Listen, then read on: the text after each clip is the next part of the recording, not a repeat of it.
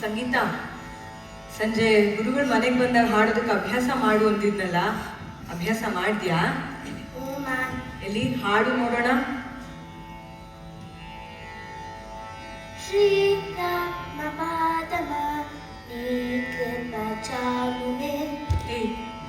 ಹೀಗ ಹೇಳ್ಕೊಟ್ಟಿದ್ದು. ಸ್ವರಸ್ಥಾನ ಸರಿಗಿದ್ರೆ ಸಾಕಾ? ಭಕ್ತಿಯಿಂದ ಹಾಡ್ಬೇಕು ತಾನೆ. ಹೀಗೆ ಹಾಡಿದ್ರೆ ಏನಾಗುತ್ತಮ್ಮ? ಹಾ,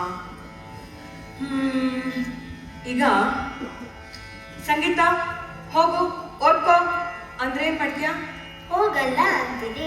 ಅದೇ ಸಂಗೀತ, ನಿನ್ ಜಾಣ ಮರಿ, ನನ್ ಮುದ್ದು, ನನ್ ಬಂಗಾರ, ಹೋಗಮ್ಮ ಓದ್ಕೋ ಅಂದ್ರೆ ಅವಾಗ ಓದ್ತೀನಿ.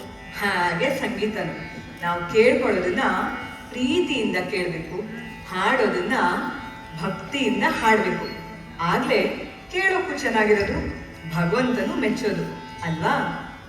ಈಗ ಹಾಡು ನೋಡೋಣ. ಶ್ರೀರಾಮ ಪಾದಮ ನೀ ಕೃಪ ಚಾಲುನೆ. ಹಾಡು. ಶ್ರೀರಾಮ ಪಾದಮ ನೀ ಕೃಪ ಚಾಲುನೆ ಚಿತ್ತಾನಿ ಕಿರಾನೆ. ಶ್ರೀರಾಮ ಪಾದಮ ನೀ ಕೃಪ ಚಾಲುನೆ.